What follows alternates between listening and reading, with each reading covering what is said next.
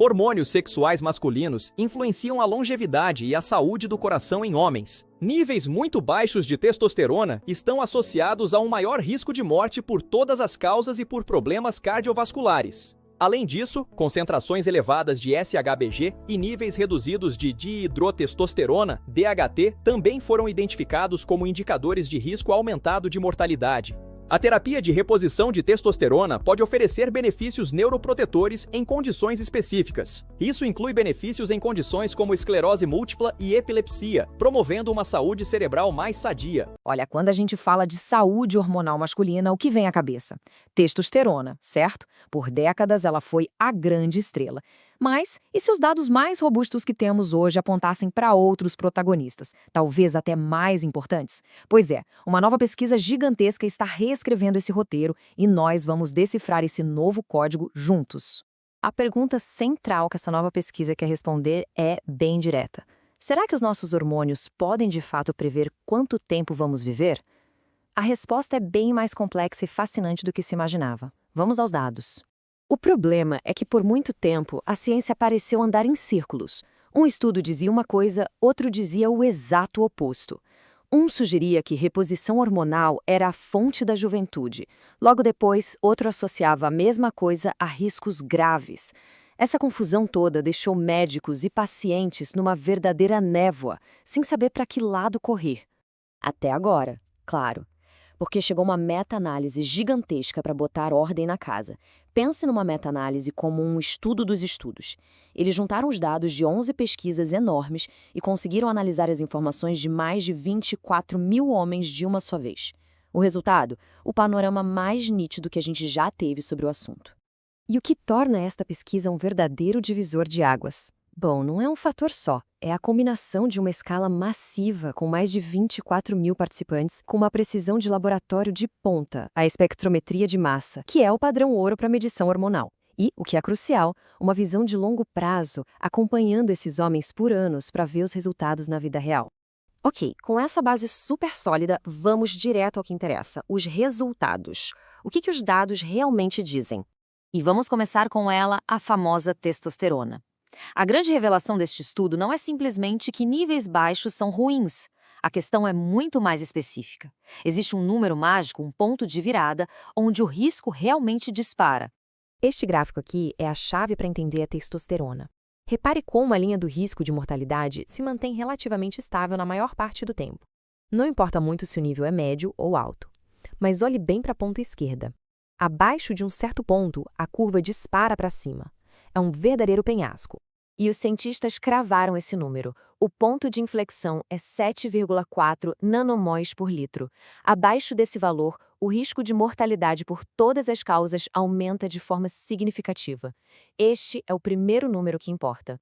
E quando a gente olha especificamente para a saúde do coração, o número é ainda mais alarmante, 5,3 nanomoles por litro. A lição aqui é muito clara. O perigo não está em ter níveis médios de testosterona, mas sim em cair para níveis severamente baixos. Mas se a gente pensava que a história terminava com a testosterona, se prepare. A maior reviravolta desse estudo vem de um personagem totalmente inesperado. Uma proteína chamada globulina de ligação a hormônios sexuais, ou simplesmente SABG. E aqui, nas palavras dos próprios pesquisadores, está a grande bomba do estudo. Eles descobriram que a SHBG, junto com outro hormônio, o DHT, eram, na verdade, preditores de risco mais fortes do que a própria testosterona. Isso mesmo, a estrela do show não era a protagonista. E este gráfico mostra o porquê. É a imagem espelhada da testosterona. Aqui não existe um penhasco nos níveis baixos. Pelo contrário, a linha de risco sobe de forma constante e implacável. Quanto mais alto o SHBG, maior o risco de mortalidade. Uma relação direta e bem preocupante. É a gangorra hormonal perfeita. Com a testosterona, o perigo está lá embaixo.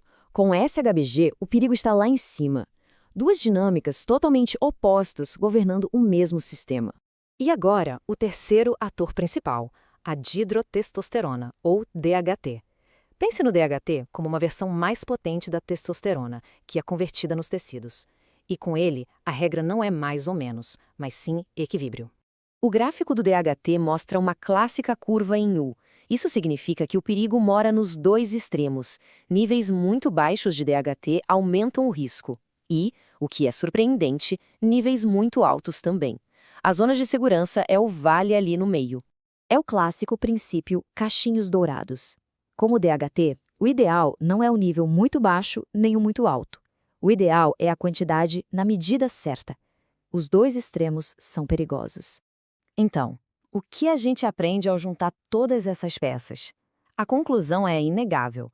Focar apenas no número total de testosterona é ver só uma pequena parte de um quadro muito maior. Esta tabela coloca tudo em perspectiva. Testosterona, o risco está no fundo do poço. SHBG, o risco sobe junto com o nível. E DHT, o perigo está nos extremos, na curva em U. É uma dança complexa entre três parceiros. Portanto, a grande lição é esta. Por anos, olhamos para a testosterona como a única protagonista. Este estudo mostra que estávamos enganados. A SHBG e o DHT não são meros coadjuvantes. Eles são, em muitos casos, preditores de risco mais importantes e podem estar roubando a cena. O que nos leva à pergunta final e a mais importante. Será que estamos olhando para os marcadores certos? Este estudo sugere que talvez a chave para um envelhecimento masculino mais saudável e longo não esteja só em aumentar a testosterona, mas em entender e otimizar todo o painel hormonal. Talvez a resposta estivesse bem ao nosso lado o tempo todo e nós não estávamos olhando.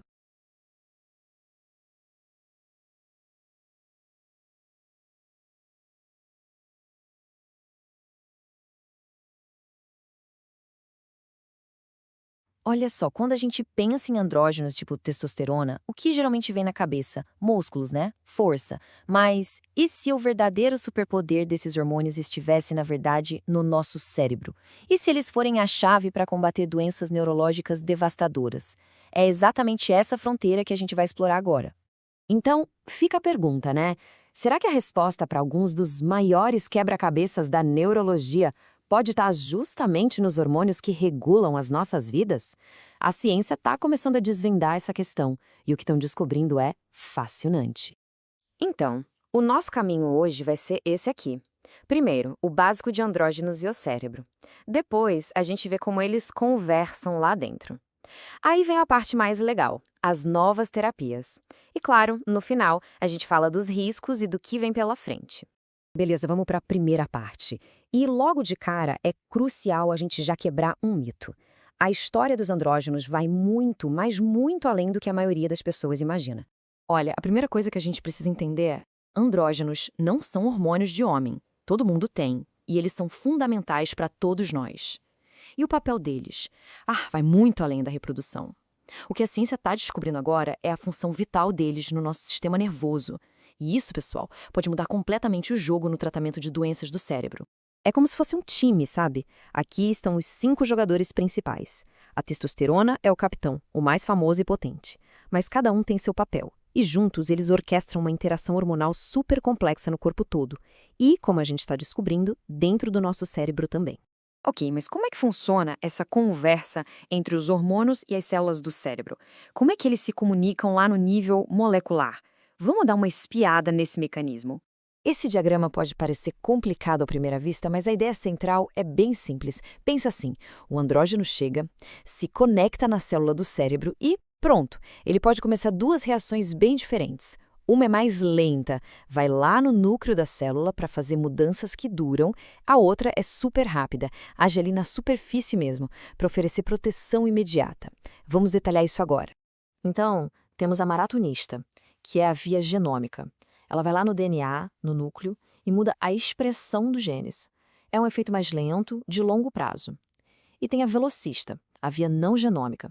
Essa é rapidona, age na hora, na superfície da célula, e dispara sinais para proteger os neurônios de qualquer perigo. E é justamente essa via rápida que está deixando os cientistas super animados com as possibilidades de tratamento.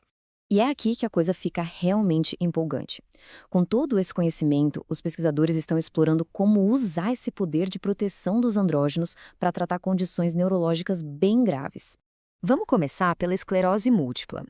Nessa doença, o sistema de defesa do corpo acaba atacando a proteção dos neurônios, a tal da bainha de mielina. Isso atrapalha toda a comunicação no cérebro. E é exatamente aí que os andrógenos parecem ter um potencial, olha, incrível. E os resultados são muito positivos. Em estudos, o tratamento com testosterona mostrou efeitos de proteção impressionantes. Conseguiu deixar a perda de tecido cerebral mais lenta, melhorou a parte cognitiva e, talvez o mais fantástico de tudo, parece que existe uma chance real de reparar a mielina que foi danificada. Focar nisso é um avanço tremendo. Outro campo que está gerando muita esperança é na distrofia muscular de Duchenne. É um problema genético que causa uma fraqueza muscular que vai piorando com o tempo, afetando principalmente os meninos. Nesse caso, a ideia é usar a capacidade dos andrógenos de construir músculos para o bem, e funcionou. Estudos mostraram que o tratamento melhorou de verdade a força e a função dos músculos em meninos com a doença.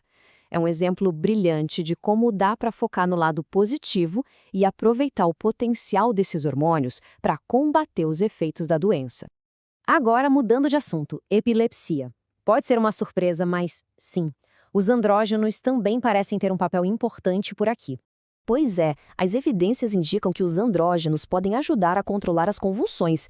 Já se observou melhora no controle de crises em homens que recebem testosterona e até em mulheres, dependendo da fase do ciclo menstrual. Isso abre uma porta totalmente nova e super interessante para tratar epilepsia. E para fechar essa parte, uma área que talvez ninguém esperasse: dores de cabeça. É isso mesmo.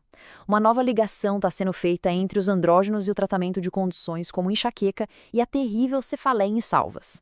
A pesquisa indica que a testosterona pode funcionar como um bloqueador da dor. Os resultados para a cefaleia em salvas, que é uma dor de cabeça fortíssima e difícil de tratar, são bem animadores. E também já existem pistas de que a terapia pode diminuir a intensidade das enxaquecas. É uma forma completamente nova de encarar um problema que afeta tanta gente. Bom, com tanto potencial positivo, é fundamental manter a prudência, né? A pesquisa é muito promissora, sem dúvida, mas a gente ainda está no comecinho dessa estrada. E claro, existem riscos e coisas complexas para levar em conta. E aqui vai um ponto crucial. Apesar de todas essas descobertas incríveis, esses tratamentos ainda são considerados experimentais para condições neurológicas. A ciência está correndo, mas ainda não é algo com diretrizes clínicas estabelecidas, entende? Outra coisa, a forma como a testosterona é administrada faz uma diferença enorme. O risco para o coração muda bastante. As opções que a gente aplica na pele, tipo gel ou adesivo, parecem ser as mais seguras. Por quê?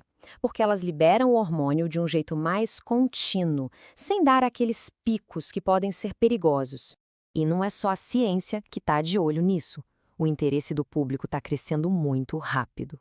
Esse número, 700 milhões de dólares, é o quanto se espera que o mercado de reposição de testosterona cresça na próxima década. Isso só mostra como é urgente ter mais pesquisa séria para garantir que o uso seja seguro e eficaz. Essa citação resume bem o que a comunidade científica está sentindo agora. Mesmo com todos os cuidados necessários, o otimismo é palpável. Os andrógenos são vistos hoje como um dos caminhos mais promissores da neurologia, um alvo para novos tratamentos com um potencial imenso. E tudo isso deixa a gente com uma reflexão final, né? Se os andrógenos guardam tantos segredos sobre a saúde do nosso cérebro, imagine o que mais a gente pode descobrir estudando todo esse sistema hormonal complexo que nos rege. A resposta? Bom, a resposta pode simplesmente transformar a medicina que a gente conhece hoje.